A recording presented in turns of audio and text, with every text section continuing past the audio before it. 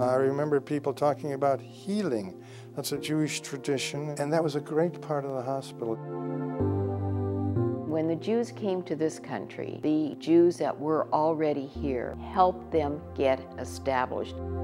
You're taught to help those who need. Mount Sinai didn't segregate itself as a Jewish hospital. It was a hospital that served needy people.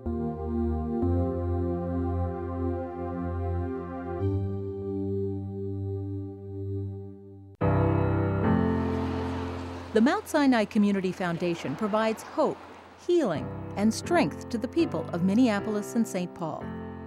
The foundation is a lasting legacy created by the Women's Auxiliary of the former Mount Sinai Hospital in Minneapolis.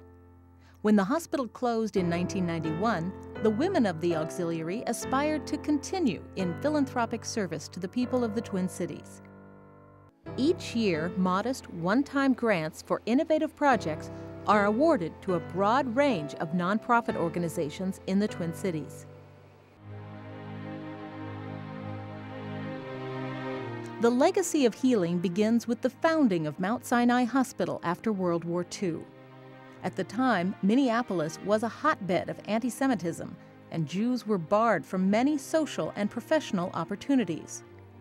One of Mount Sinai's first staff members, Dr. Fred Lyon. This city excluded all Jews from philanthropic, social, country club organizations. They couldn't join major banks as officers, businesses, life insurance companies.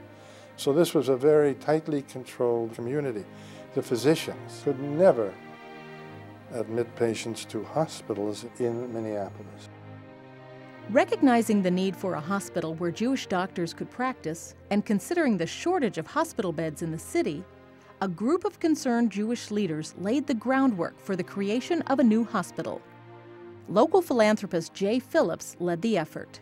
They felt that they could establish a hospital that would base its physician membership not on the basis of race or religion or gender or ethnic origin, but on competence, training, and the need to serve the community. Mount Sinai opened its doors in 1951 and quickly became the premier teaching hospital in town with a culture of medical innovation.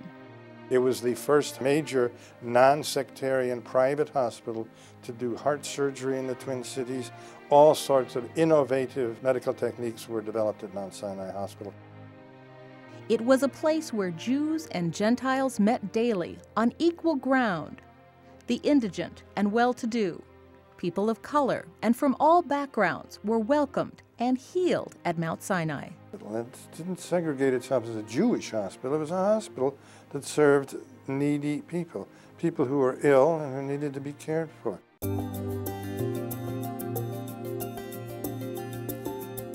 One of the major powers to be was the eventual formation of the Mount Sinai Women's Auxiliary. Over the span of 40 years, the women of the Mount Sinai Auxiliary raised money and led exciting projects vital to the health of the hospital and its patients. Women's Auxiliary founding member and past president, Sheila Paisner. We became involved in refurbishing the hospital. We gave to the Cardiac Care Fund. We gave to the Harriet Tubman Women's Shelter. We had multiple sclerosis counseling. We had a nurses directory. There was just a wonderful feeling of doing for those people that we lived next to. The auxiliary's fundraising efforts were unprecedented in the Jewish community. The auxiliary raised large sums of money. They annually had a Mount Sinai ball, which was beautifully attended by the Jewish and non-Jewish community. They had a book fair where people donated books, and they went out to Southdale and sold these books, made lots of money for the hospital. It was fitting that we had book fair because, you know, the Jews are known as a people of the book. And so it was wonderful to be able to offer that to the community. And we all learned a lot from that.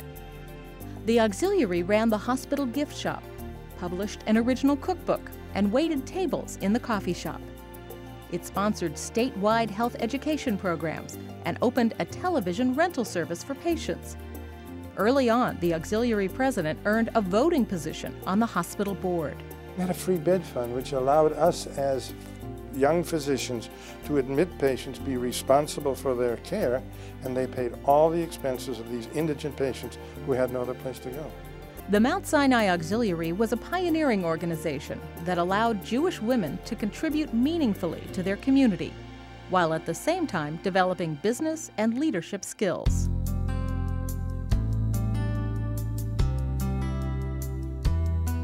When Mount Sinai Hospital merged with Metropolitan Medical Center in 1991, the Women's Auxiliary Board didn't want to lose the momentum built over the previous 40 years. Thus, the Mount Sinai Community Foundation was born.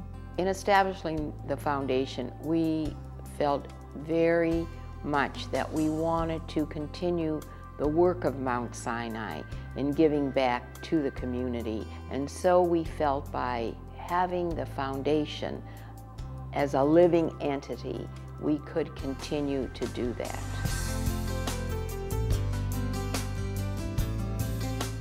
Today, the foundation carries on the good work of Mount Sinai Hospital in the areas of health, medical care, and strengthening Jewish identity. With a special interest in women's health, children, and families, the foundation has helped organizations that are designed to help others, including the Indian Women's Resource Center, Open Arms of Minnesota, and Neighborhood House, to name a few. There are a number of ways to become involved. Apply for a grant, join our board, or give a contribution. The Mount Sinai Foundation is carrying on the traditions of Mount Sinai by supporting worthwhile causes.